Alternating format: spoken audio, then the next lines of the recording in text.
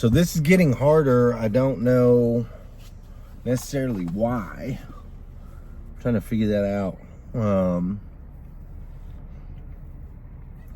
Doing daily behind the scenes of the dealership is getting like more challenging. I'm realizing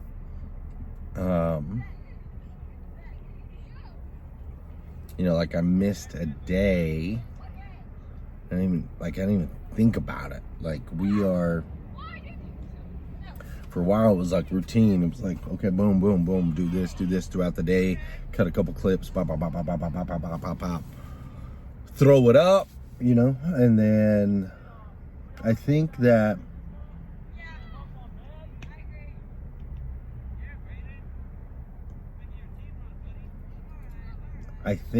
taking this whole thing on was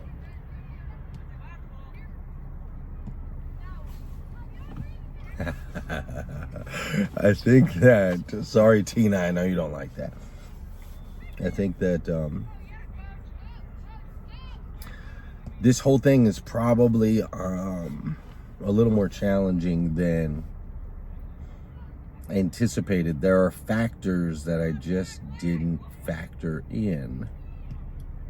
Multiple factors when it comes to our people, factors when it comes to our strategies. Like there's a lot of factors I didn't think about, and so it's a big lift, right? And I think that as we are progressing and more time is going by, it's almost like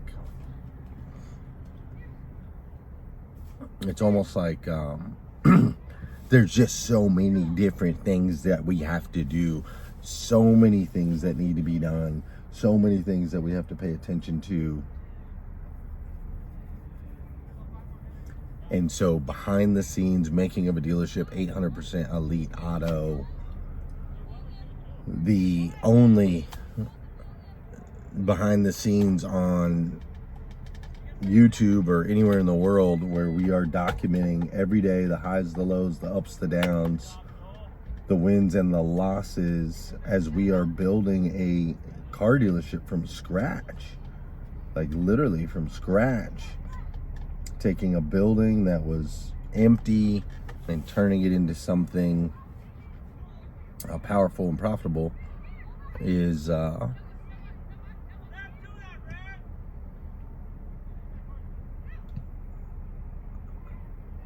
it's just not something that happens often. Usually in the car dealership world, you take over another car dealership that has a lot of things already in place, right? So, but we took an empty building and are turning it into something really, really special. Really, really special. And so if this is your first time tuning in, my name is Glenn Lundy, husband to one, father to 8. I'm the owner of 800% Elite Automotive Club, which is a training and consulting company that works with car dealers all over the United States of America. I'm also the owner of 800% Elite Auto Sales, which is a car dealership at 1209 East New Circle Road in Lexington, Kentucky, that just opened 2 months ago. And we have been trying to put all the pieces together to build this thing up. The dealership is designed to sell 324 cars every 6 weeks. And we are about 2 months in, and we're selling more like 140 cars every 6 weeks versus 324 cars every 6 weeks. So not even quite half of where we need to be. But what's fascinating is, even at our current numbers put us as one of the bigger dealerships in the used car dealership world. We're one of the larger dealerships. We have more banks than most independent dealerships that are, especially ones that are just starting up. We have more cars on the ground than most independent dealerships. We have more cars on the ground than most franchise dealerships. And so, we're doing things very unique. And so we are documenting all the days and just giving you updates. And so today I want to give you some updates on where we're at, the progress that we've made, some things that we're working on. I am out here at the soccer field with my son, and then I'm getting ready to go pick up Savannah, my daughter. She's got volleyball. I'm gonna go pick her up shortly. And these boys are having a blast. So lots of updates. Update number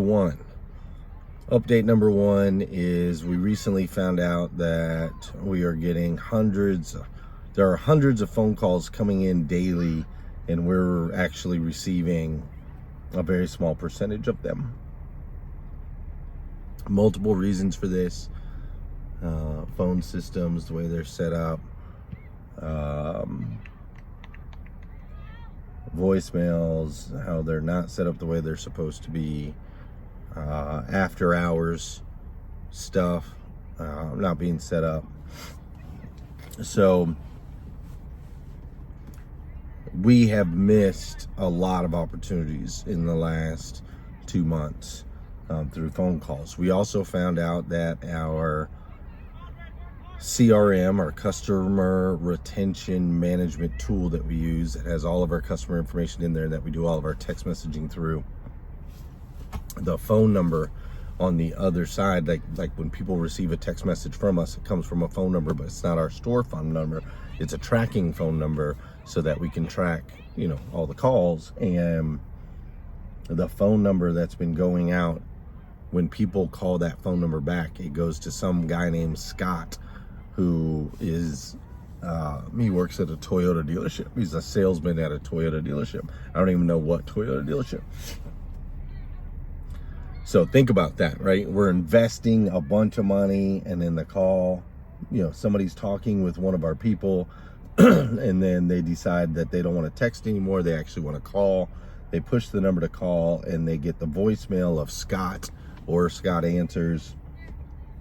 They leave a voicemail. Scott, of course, doesn't call him back, or he does, and he says, hey, this is an 800% Elite Auto, and that person never calls us again. So we recently found that out. I have no idea how many of those opportunities we missed.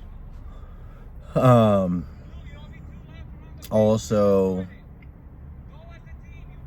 we have come to the realization, there are a lot of systems and processes that have not been put in place, not for lack of effort by my team.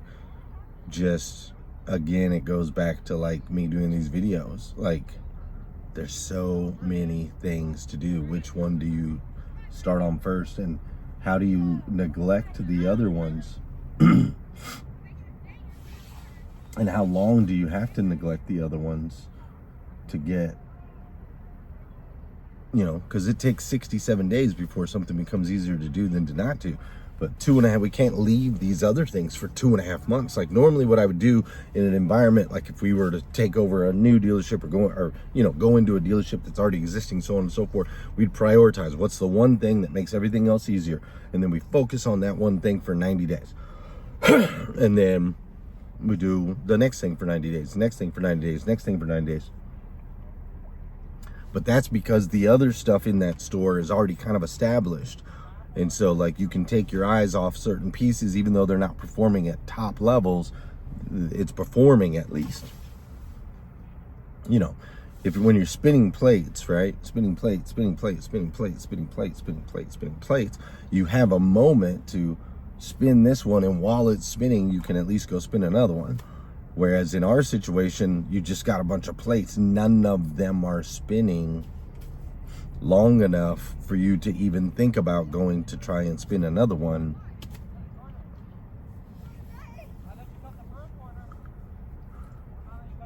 And so it's how do you give attention to all of them at the same time?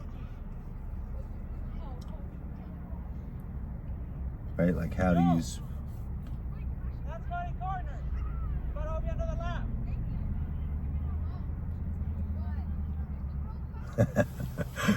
He said, Joel, Stop cutting corners. You're gonna owe me another lap. That's right, son. Don't cut no corners, boy. Never cut the corners, man. So, website, that phone number, missing calls. People texting us, they've got the wrong phone number. Some systems and processes that are broken, only because we haven't had enough time to cement them. Like, to cement a process, to make something easier to do than to not do, takes 2.5 months. And I just keep banging my head up against that, because we don't have the 2.5 months per item to cement it. So it's like we got to do 2.5 months. Well, maybe that's the answer. We need to identify a list of like however many it is. If it's 5 things that need attention, 10 things need attention, 20 things need attention, 50 things need attention. We need a list of those 50 things. We have to make sure we pay attention to them every single day. And then maybe that comes down to delegation, right? Okay, Floyd, you're going to pay attention to this one thing every single day and report on it. Nick, you're going to pay attention to this one thing every single day and report on it. Clay, you're going to pay attention to this one thing every single day and report on it. Logan, you're going to pay attention to this one thing every single day and report on it. Tom, Mike, Zach, Corey, Ashbrook, Angie, Diana, Christy, Will, Wyatt, Robinette, Dario, Shelby, Jaden,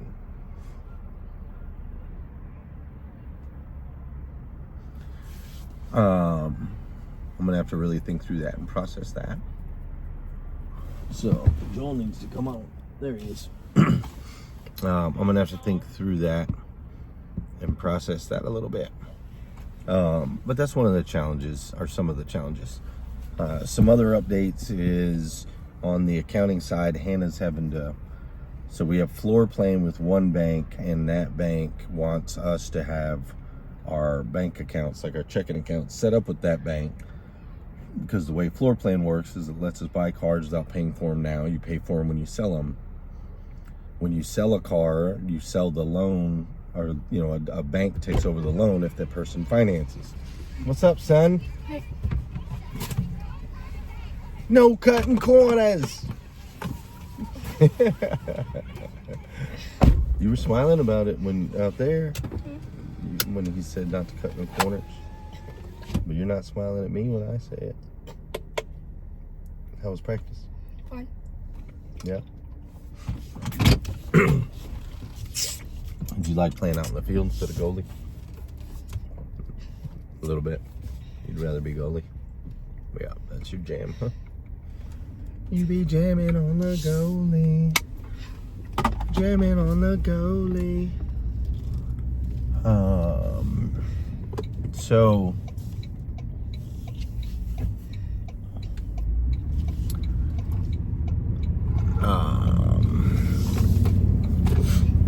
where was I?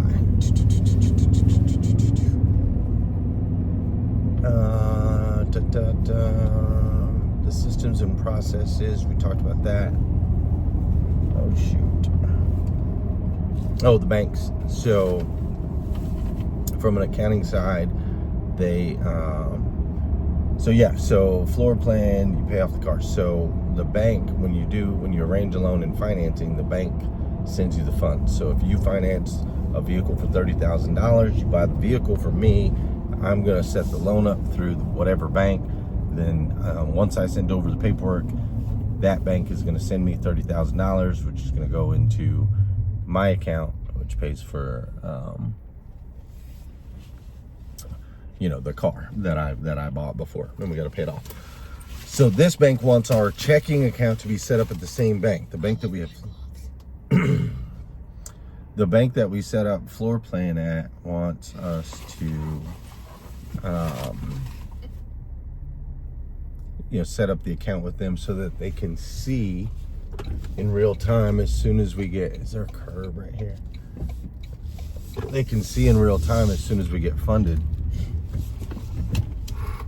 They can see and they know that we need to pay them off, right? That's how they want to set it up, which, you know, in theory is not a big deal. We don't have a problem with that, but that's not usually how it is, but it's totally okay.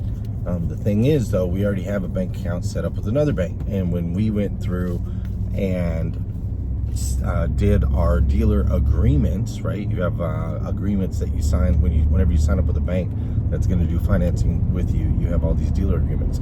So we filled out all these dealer agreements, went through that whole process of getting the banks, and these banks all have ACHs, and so we've set up the ACHs with all these banks to go to this other bank account. But now they want it to go to this bank account, so we got to redo all of these dealer agreements and change all of these ACH accounts, which Hannah is having to go through that process of doing. Meanwhile, she's currently having to take the funds from one account and send them to another account, which there's a little bit of delay as far as that goes. Where'd you leave them? On the field? Yeah. Not like on the field, but to the side of the field. All right, where at? On the left of the goal. So you want to run out right here? Yeah. If they're still there, Coach might have grabbed them. All right, well, go check and I'll drive around and make sure. He just got some brand new goalie gloves. Like, we literally just bought them before practice. They're $60 gloves, and he forgot them. So we just had to turn around. Meanwhile, Savannah's waiting. For us to pick her up. She got done at 7:30, or same time as him. So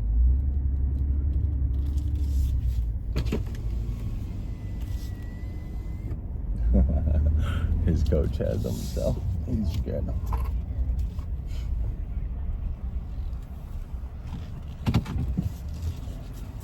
Thank you. Okay, so now we'll go get her.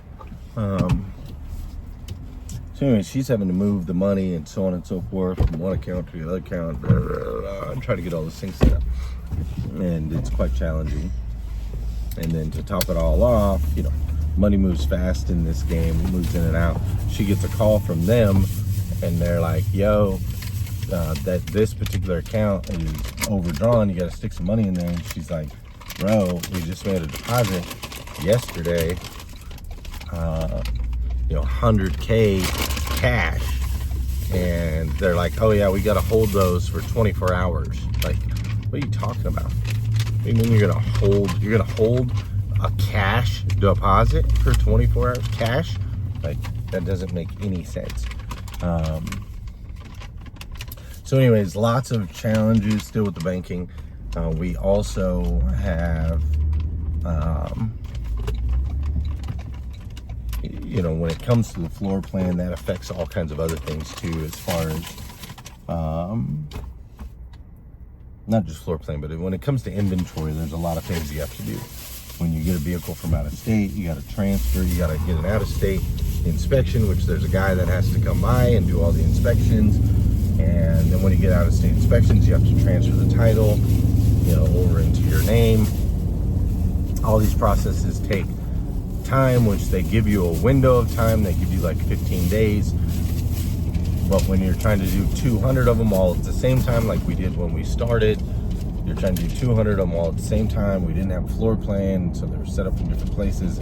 Blah, blah, blah, blah, blah, blah, blah, blah, blah. All that to say, administratively, there are plenty of challenges that we are currently experiencing, continuing to experience, and excited to get on the other side of. Let's just put it that way. The dealership really did a great job. They sold quite a few cars today. Yesterday, that was not the case, though. And I'm just starting to there's some flashes of brilliance, if that makes sense. There's flashes of brilliance, but we need consistent brilliance. We gotta have consistent brilliance, right, Joel? Yeah. So that's kind of where we're at as far as that goes. Another update is my show, my morning show, hashtag Rise and Grind. I did 1,500 episodes of a morning show, bringing motivation, education, and inspiration into the world. Did that for 6 years. Completely changed my life, transformed a lot of things. And we put that show to bed back in early January. Heather Parody ran with me for like a year on that show, which was great. Maybe a year and a half altogether between the two. She was there twice, 2 separate seasons. But we put that show to bed a while ago, and I've always felt this, not always, but in my last decade or so, I've always felt this draw, this desire to help people change the way they start their day. And so our morning meetings at our dealerships were always motivational, educational, and inspirational, and my show was always motivational, educational, and inspirational. And so I decided to pick the show back up, do it in a little bit different way, with a lot less production, a lot more raw. And what we're doing is we're actually tying it into our daily morning meetings that we have at the dealership. So the last couple days I've done the show from the dealership with people sitting right in front of me, my team sitting right in front of me. And if I'm on the road, we'll stream it into the dealership. But basically the Rise and Grind show and the daily morning meetings have combined to be one thing, so that we can motivate, educate, and inspire our team, as well as motivate and educate and inspire those that are watching the show online, or so on and so forth. You okay? You sure? What's wrong? Just thirsty. No. This is gone? Yeah. And this is gone? Yeah. You drank all my stuff? Well, this was mine, and there was barely anything in this. You drank all my water, Joe. Maybe Savannah will have some more whenever we get to her. It's a lot of traffic lately all around this city. And so, yes, so we're doing that show now every single day, Monday through Saturday. You're welcome to tune in. It's on Facebook on my personal profile. It's about 30 minutes long, motivation, education, inspiration. We'll do some interviews. I've got an interview scheduled with Darian Sanders, who just right now is launching his new book. If you get a chance, look up Darian Sanders. If maybe you've heard me talk about him before, if you've seen him before, he was the Lion King on Broadway for the last 5 years. He just ended that journey 2 weeks ago. He is no longer the Lion King on Broadway. He is now pursuing a different career. He's got a band, and he's got his book that he just wrote, and he's back home, and he's hoping to maybe get a full-time Broadway position in New York City. Like, we're not a traveling Broadway. He was a traveling Lion King. So I've got an interview scheduled with him. Also on that note, my podcast, Everyday Jobs with Everyday People. This past weekend, we did 11 interviews with extraordinary humans from Lexington and surrounding areas. So you can make sure to tune into that too. So I was thinking about it earlier today, dude. The amount of content that we have created, that we create, that goes out into the world. I mean, oh my gosh, dude. Looking for something to drink still. Oh my gosh, like, it is a ridiculous amount of content. I mean, just this docu-series is, what, 70, 80 days? You know, there's 40 hours of content right there just on this docu-series. Then you think about the 1,500 episodes of Rise and Grind, let's say half hour per episode. That's 750 hours of Rise and Grind. We have more, like, there's only a few shows that have more episodes than I do of Rise and Grind. It's like The Simpsons, you know, those kinds of shows that have been around. Wheel of Fortune, that does 5 days a week, Jeopardy, those types of things. But I got like 3, 4, 5, 6, 7 times as many episodes as Big Bang Theory, Friends, any of these other shows. It's crazy. Then you add in the podcast, Breakfast with Champions, thousands of hours of content, thousands, literally thousands of hours of content on the Breakfast of Champions podcast. Now you have the Everyday Jobs with Everyday People podcast, all of the social media posts, the videos and reels that Josh, Judy, and Brandon have clipped, the keynote speeches that we've taken the recordings and so on and so forth. Like, bro, it's an insane amount of content. Like, literally insane. But as my wife always says, right, Joel? Everything is content. Everything is content. You're so quiet tonight. Don't want him to hear you on the YouTube. He's a little more shy on camera than the rest of them. So, but yeah, I was just thinking about that, dude. Ridiculous amount of content out there. It's kind of crazy. Kind of crazy. So that's that update. The podcast, the daily morning show, the accounting things, the challenges as far as that goes, the systems and processes, challenges around that, the phone numbers not going to the right places, challenges around that. So all of these things, right? And yeah, overall, we're making progress. Overall, we're starting to really put together some happy customers. The customers that do make it in, they are all raving about their experience with 800%. So I'm very happy about that. We're starting to pop some reviews, which is great. That will help us a ton. We need that weight. We need that Google sauce in order to be able to show up. People-wise, the team, we lost 5 people last week, I think it was, and the team's kind of settling in. Everyone's stepping up, doing the things that they need to do to make things happen, which I greatly appreciate. James has been fighting with people to try to get these lifts installed. We have 1 lift in our service department. We have 3 sitting on the ground that just need to be put together. If we had 4 lifts, we could do customer pay, which means we could start doing oil changes and tire rotations and brake jobs and all of these things. And everybody could be busy and we could be generating and we could turn that service department into a profit center. But I can't get the stinking lifts installed. And it's been a long time that they've just been sitting back there. And people keep saying, yeah, we're going to be out. We're going to take care of it. We're going to be out. We're going to take care of it. We're going to be there. We're going to be there. We're going to be there. And they just don't show up, bro. It's so crazy. It's so crazy. They literally just don't show up. No call, no show, that whole deal.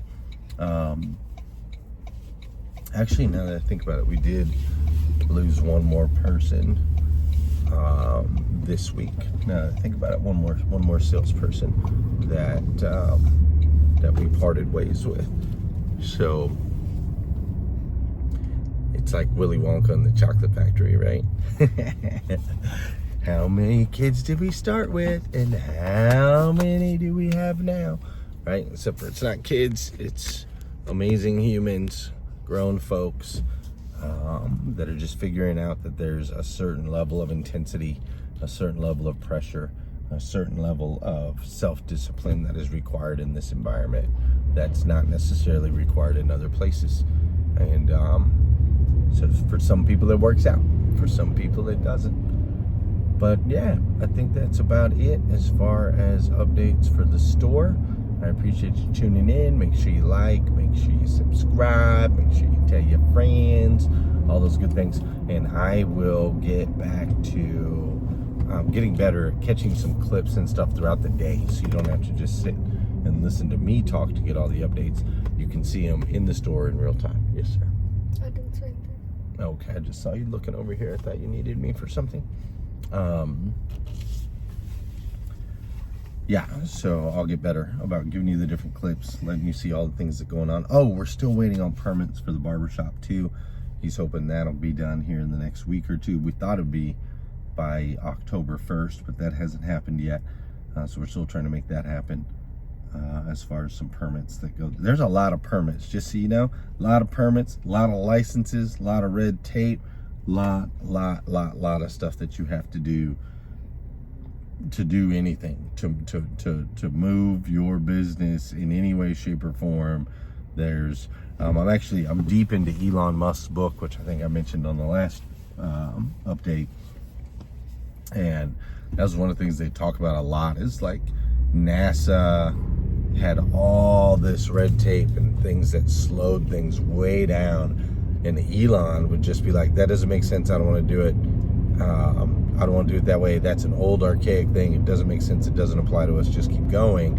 And then he would literally go to the government and have meetings with them and convince them that these guidelines and bylaws and so on and so forth that they have in place are archaic and don't make any sense, right? Like, his whole book is really a story of taking the traditional ways of thinking, being curious if they're still the best way, and if you determine they're not the best way anymore, then just throwing them out, dude. Just throwing out the old stuff that doesn't serve in today's, for today's missions. And man, I really resonate with that. Like, there's so much, like, a lot of it's just silly. I'm sure at the time they put the laws or the guidelines or whatever in place, they made sense, but they're probably 70 years old, 60 years old, 50 years old, 40 years old, 30 years old, 20 years old, 10 years old, whatever it is. They're old and they don't make any more sense in today's society. So those are some of the things that we're marching through. Thanks for tuning in. I will see you tomorrow. I'm going to pick up Miss Savannah, and I will see you tomorrow, and we'll do it all over again. Appreciate you. Take care.